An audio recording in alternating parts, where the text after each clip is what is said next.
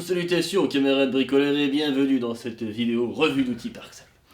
Et oui, pardonnez-moi car j'ai péché, effectivement, j'ai fait quelques vidéos sur les outils Parkside et c'était globalement pour exprimer mon mécontentement parce que c'est vrai que je suis tombé sur certaines bouses. Sauf que il faut rendre justice. Parce que Parkside, malgré tout, je suis très content que ça existe, et sans Parkside, il y a beaucoup de choses que j'aurais pas pu faire, parce que Parkside reste quand même une marque d'outils quand même très abordable, et en plus, je suis le premier qu'il faut pas laisser dans un Lidl traîner avec un peu d'argent en poche, parce que je ramène toujours un truc Parkside. Alors, dans la catégorie des outils Parkside qui sont pas dégueux, parce qu'il y en a, il faut quand même arrêter d'abuser, j'ai ce même défaut que beaucoup de gens, c'est-à-dire que je m'exprime plus pour dire que je suis mécontent que quand je suis content, une forme de négativisme. Donc nous avons... Ah bah non, il n'y a pas de place. Donc, Parkside et ses outils miraculeux. On va parler aujourd'hui de la scie sauteuse, de le modèle alors.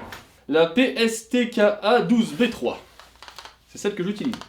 Ah, ça ne faisait pas ça avant. Bon. On va quand même en parler. Recadrage. Alors donc, comme la majorité des outils Parkside, et c'est leur grande force, même si d'autres marques le font, mais pas au même prix, l'outil est livré dans une boîte, et ça je trouve ça vraiment génial. C'est une des grandes forces de Parkside, c'est que quasiment chaque outil, alors des fois il y en a qui ne l'ont pas, et c'est d'ailleurs ces outils qui n'ont pas leur boîte qui nous font comprendre à quel point c'est important que les autres en aient, ou même qu'ils en aient de manière générale. Donc la scie sauteuse Parkside, relativement abordable, elle n'est pas bien chère, hein, et je l'ai beaucoup utilisée. Elle me sert notamment à démonter les palettes. Donc, comme beaucoup d'outils, hein, cette scie sauteuse fonctionne de la manière la plus simple qui soit. On prend une lame, donc il y en a tout un tas, hein, après c'est à vous de voir, et on la dispose de cette manière, en faisant attention à ses paluches. Et ici il y a un petit loquet, qu'on pousse comme ça pour engager la lame. Et voilà, la scie sauteuse est prête. Alors elle est sur batterie celle-ci, donc elle fonctionne avec les batteries Parkside qu'on connaît. Tiens, je viens de noter qu'il y a un QR code d'ailleurs dessus. Donc ces batteries existent en tout un tas de sets différents. Alors, on va pas commencer à parler des batteries Parkside. En termes d'autonomie, pour l'avoir beaucoup utilisé, très franchement, j'ai pas noté de différence super importante entre la batterie 4 A et la batterie 2 A. Parce que ça va vraiment dépendre de la charge de travail et de la difficulté de la tâche que vous demandez à votre outil. Parce que le démontage de palettes est une tâche qui est quand même un peu difficile, on va dire. Et du coup, ça a tendance à très vite user les batteries. Donc, au niveau fonctionnalité, on peut donc incliner la lame plus ou moins en avant en fonction de ce que vous découpez. Ce qui très franchement ne sert pas à grand chose pour moi, mais peut-être que ceux qui font d'autres travaux ont cette utilité. Il y a le bouton de mise en marche sur lequel j'ai un truc à dire, il est très difficile d'accès. C'est vraiment le gros défaut de cet outil. Donc on va lui mettre une petite boîterie. Hop. Donc c'est ici que ça se joue. Il y a un variateur au cul ici. Tac, pour lui demander plus ou moins de vitesse, donc ça c'est plutôt sympa, allant de ça à ça. Alors du coup faites attention parce qu'elle est quand même dangereuse, dans le sens où l'accès à ce bouton il est difficile, surtout si vous travaillez par temps froid dehors dans l'humidité. Bon, si vous avez la maladie de Raynaud c'est un plus, parce que du coup il est vraiment... Quand vous avez passé du temps à scie sauter vos affaires, des fois c'est vraiment compliqué et même il a tendance à s'activer à mi-course. Enfin, quand je dis s'activer à mi-course, il a tendance à ne pas se désactiver à mi-course. C'est-à-dire que, attention les paluches.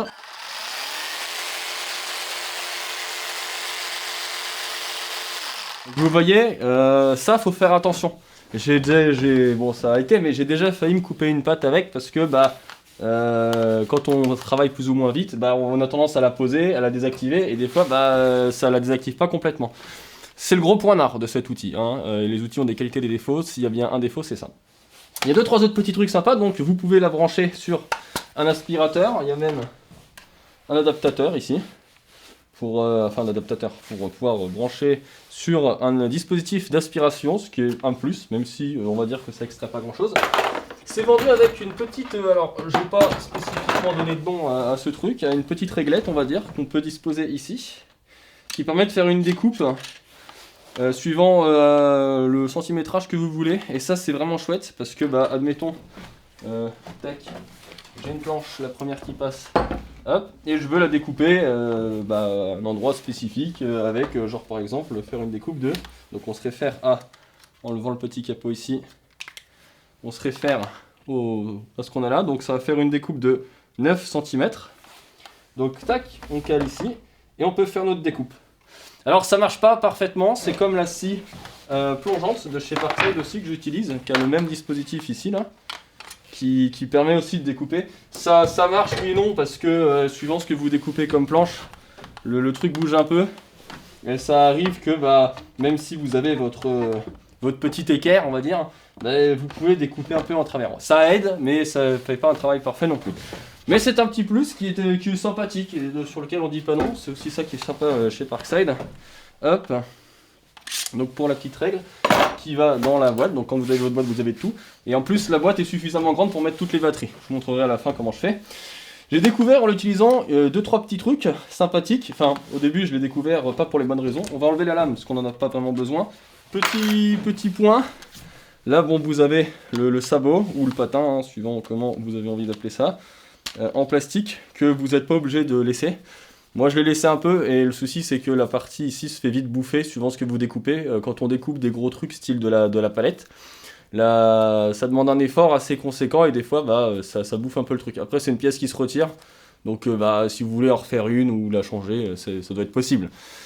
Ou en imprimer. L'imprimante 3D c'est bien ça. Mais ça sert à rien, très franchement. Ça permet de limiter le mouvement de la lame de droite à gauche, mais j'ai pas trouvé ça super utile. Donc ça c'est le patin en plastique. Quand on retire le patin en plastique, on a accès donc au... Moi j'appelle ça un patin, hein, démerdez-vous, au sabot si vous préférez.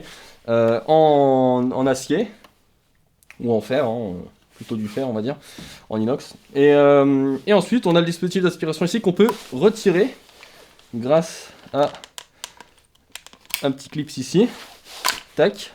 Et quand on fait ça, on découvre une nouvelle chose, on découvre des petites vis ici. Donc moi je me suis retrouvé embêté avec ça, et c'est d'ailleurs comme ça que j'ai découvert. De ce côté-là, là, ici, on a une petite clé Allen, ou hexagonale, c'est vous qui vous voyez. Cette clé permet de dévisser les deux vis que vous avez ici. Voilà. Pas de beaucoup, hein, après je vous recommande. Tac. Une fois que vous avez fait ça, vous pouvez faire pivoter votre sabot, ce qui vous permet de faire une découpe oblique. Alors, bon, comme ça c'est sympa, parce qu'en fait moi c'est ce qui m'est arrivé, je savais pas qu'il y avait ça dessus, j'avais tout qui était monté encore, et en fait à force de s'y sauter, ces vis se sont desserrées toutes seules. Donc à la fin je me suis retrouvé à vouloir couper les trucs droits avec ça qui bougeait en dessous, donc je me suis dit bon ça y est, elle est cuite. Et en fait c'est là que j'ai vu qu'il y avait un système ici avec les degrés. Cadrage, pardon. Il y a un système ici avec des inscriptions de différents degrés pour faire une découpe oblique. Alors, c'est bien, mais la découpe oblique, c'est mieux avec une scie radiale ou circulaire. Parce qu'avec les lames comme ça, focus, vite, merci. Parce qu'avec les lames comme ça, le souci c'est qu'elles sont assez grandes, elles sont longues, et puis même la forme de la lame ne lui permet pas de rester vraiment droite dans la découpe. Donc faire des découpes obliques avec, c'est un peu moisi. J'ai envie d'essayer. On va faire une découpe oblique, parce que j'ai pas eu l'occasion, donc on va faire une belle découpe oblique. Un petit... on a 30... jusqu'à 45 degrés. Ça va, pas trop chaud? 30 degrés, c'est un rapport avec la température ou pas? Pardon. Non, on va faire... Il faut se référer à la base en plastique. Ça c'est un peu naze, parce que du coup... ça doit être un peu du vite fait quoi. Il y a des petits crantages, et en fait c'est là où le crantage arrive qu'on définit que c'est la découpe. Donc on va faire une découpe à... Donc là on peut aller jusqu'à 45 degrés. 45 degrés, ça me paraît un peu tendu. Autre détail qui est dommage, c'est que la clé Allen, que j'ai déjà paumée, la clé Allen, donc elle a son petit rangement, ce que je trouve vraiment super chouette, directement sur l'outil. Mais par contre, une fois que vous l'avez retiré une seule fois, impossible De là, remettre, parce que là elle était clipsée ici, impossible de la remettre. Maintenant elle se balade comme ça. Donc pourquoi tant de haine? J'ai tout essayé pour la remettre, donc après bah, je risque de la paumer. C'est vraiment dommage, parce que je trouvais que c'était une super fonctionnalité. Donc on va tester une découpe oblique, j'en ai jamais vraiment fait. On va faire ça à 45 degrés parce que... non, pas de vanne. Parce que 45 degrés, voilà. L'accès se fait assez facilement au vis, moi je trouve ça chouette. Tac. On va mettre une clean wood, parce que c'est quand même du clean wood, hein, mes palettes. Faites attention à vos pattes quand vous bricolez, on ne le dira jamais suffisamment. Alors bon, attends, parce que du coup le cache en plastique il se remet pas. Donc le sabot, faut le régler après a priori.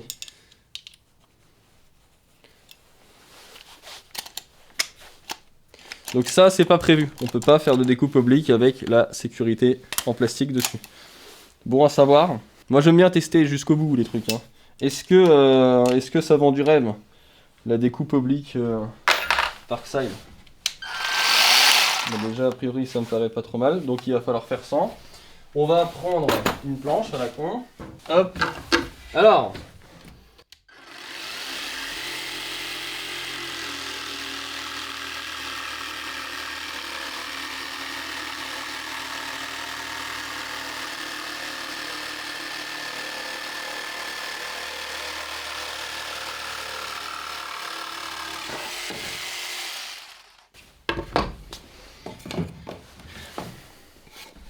Donc effectivement on obtient une découpe oblique à 45 degrés plutôt pas trop mal. Ça reste un peu compliqué de faire ça aussi proprement qu'avec une scie à onglet ou autre. Là sur du bois de palette avec la bonne lame, franchement ça va très bien. Un peu compliqué de découper droit. Au final on n'a pas un résultat très précis. On va essayer de faire un truc un peu plus droit. Hop. Pour tester, voir si on veut faire du travail vraiment de précision. Voilà, si le trait n'est pas droit de base, ça va pas le faire. Voilà. On va voir en suivant un trait si ça donne un résultat satisfaisant. Hop. Donc alors, si on pose ça comme ça, ça sera pas du grand art. Mais ça reste correct. Ça reste un peu compliqué de suivre un trait parce qu'avec le sabot, ils ont fait une petite marque ici qui est bien pour suivre quand on est vraiment... vous avez même un trait pour être très précis. Par contre, une fois que vous passez à la découpe oblique, vous n'avez aucune indication pour suivre un trait, juste la lame en elle-même. Ce qui est bien, mais voilà. On a fait à peu près le tour. Donc l'outil, il reste... franchement, j'en suis très satisfait. Ça reste, n'oubliez pas, ça c'est très important... du Parkside, donc l'objectif, on est sur des outils qui sont pas très chers, et pour le prix, en fait, ils valent le coup. C'est sûr que si on compare ça à du Makita, du Metavo et tout, ça va être assez vite compliqué de faire une forme de concurrence entre les deux, parce qu'on est vraiment sur du matériel abordable. Et pour du matériel abordable, très honnêtement, je suis satisfait. Je trouve que la scie...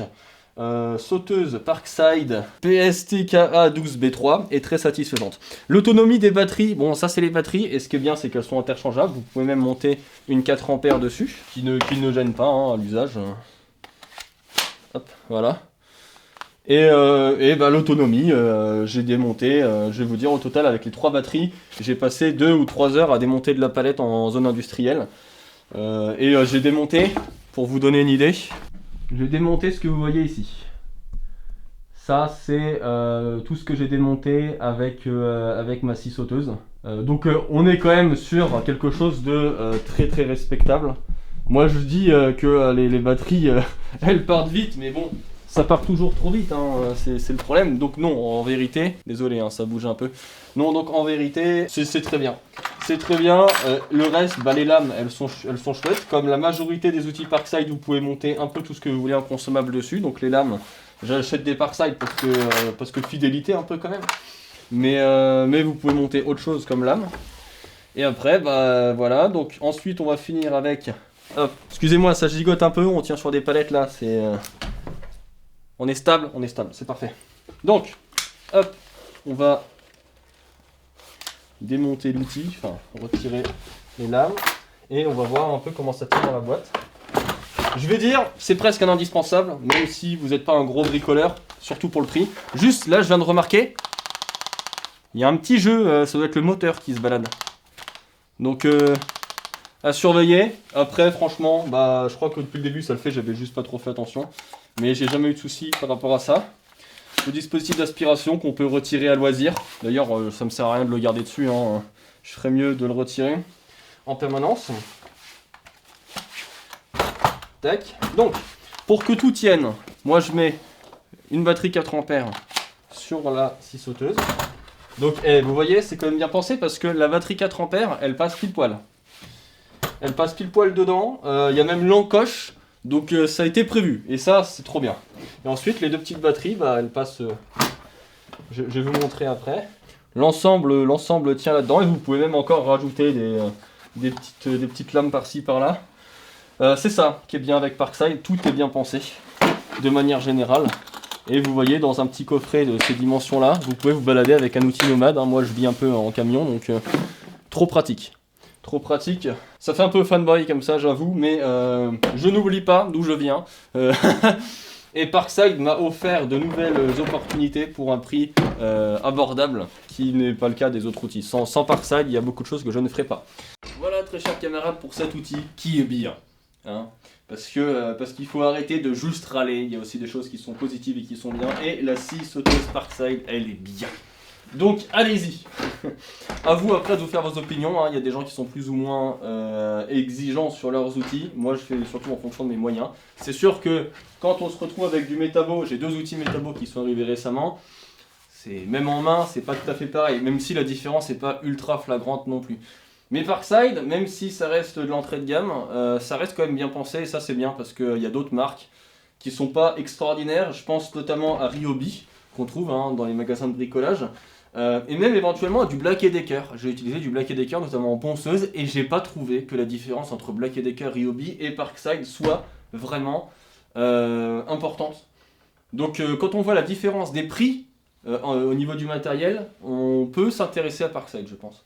Voilà, très chers camarades, je vous souhaite un bon bricolage et je vous dis à bientôt peut-être pour la présentation d'un autre outil. La scie plongeante, ça vous intéresse? Elle est très bien, la scie plongeante aussi. Il y a tout un tas d'outils qui sont bien. Le pistolet à clous, il est top aussi. Voilà, et ben bon bricolage et à la prochaine.